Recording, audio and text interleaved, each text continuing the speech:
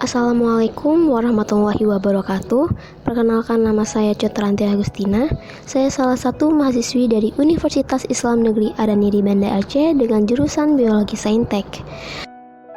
Pada kesempatan kali ini, saya akan memaparkan dan memperlihatkan tentang komoditas pertanian kampung yang ada di daerah saya, yaitu di Kabupaten Nagan Raya, di mana tugas video ini merupakan tugas yang diberikan oleh Ibu Syafrina Sari Lubis, MSI.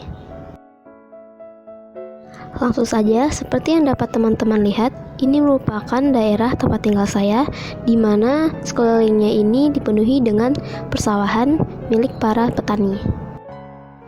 Padi, atau bahasa latinnya Oryza sativa, merupakan salah satu tanaman budidaya terpenting dalam peradaban. Meskipun terutama mengacu pada jenis tanaman budidaya, padi juga digunakan untuk mengacu pada beberapa jenis dari warga yang sama, yang biasa disebut sebagai padi liar. Secara taksonomi, tanaman padi termasuk Agiosperma, yaitu tanaman berbunga pada jenis monokotil berbiji tunggal. Karena itu, ciri-ciri padi juga sebagaimana ciri-ciri monokotil pada umumnya. Padi memiliki sistem akar serabut. Batang padi tersusun atas lapisan daun yang saling menunjang. Produk yang dihasilkan oleh tanaman padi adalah beras, dan beras dapat diolah menjadi tepung beras, nasi, dan lain sebagainya.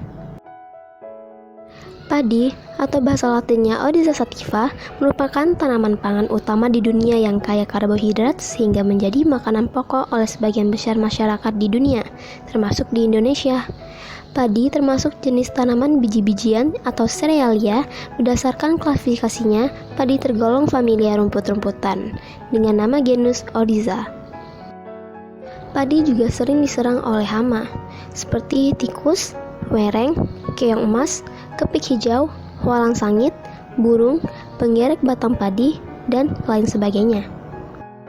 Pada daerah saya pun, padi sering terserang oleh hama, dan hama yang paling sering menyerang padi adalah wereng coklat, di mana gejala yang sering ditunjukkan oleh padi yaitu adalah menguning dan mengering dengan cepat.